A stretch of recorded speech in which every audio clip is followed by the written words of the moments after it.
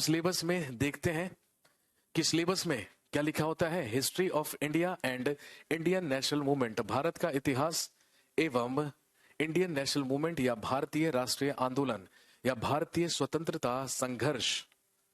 ठीक है, ये चीज के बारे में हम क्या करते हैं, चर्चा करते हैं। मैं सबसे पहले आपको बता देता हूं कि हिस्ट्री क्या है।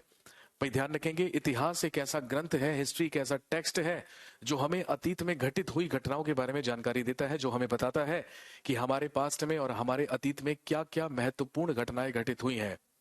लेकिन अतीत में घटित हुई सारी की सारी घटनाएं तो इतिहास नहीं होती हैं, सिंपल सी बात है।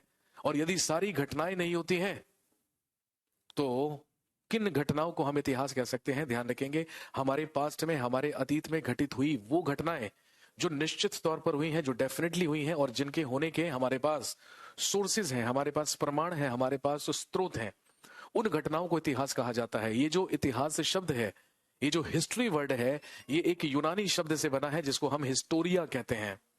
और आप जानते हैं हिस्टोरिया का मतलब ही क्या होता है। भाई यूनानी भाषा में हिस्टोरिया का मतलब है द इंफॉर्मेशन और the knowledge gathered by the investigation. छानबीन करके, इन्वेस्टिगेशन करके हमें जो भी नॉलेज मिलती है, जो भी जानकारी मिलती है, जो भी इंफॉर्मेशन मिलती है, उसी को हम यूनानी भाषा में हिस्टोरिया कहते हैं।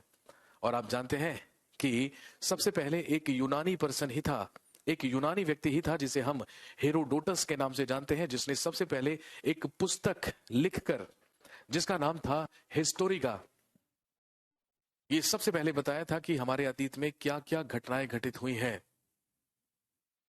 और क्योंकि ये काम सबसे पहले हेरोडोटस ने किया था, इसीलिए हेरोडोटस को ही इतिहास का जनक, इतिहास का पिता कहा जाता है। लेकिन आपको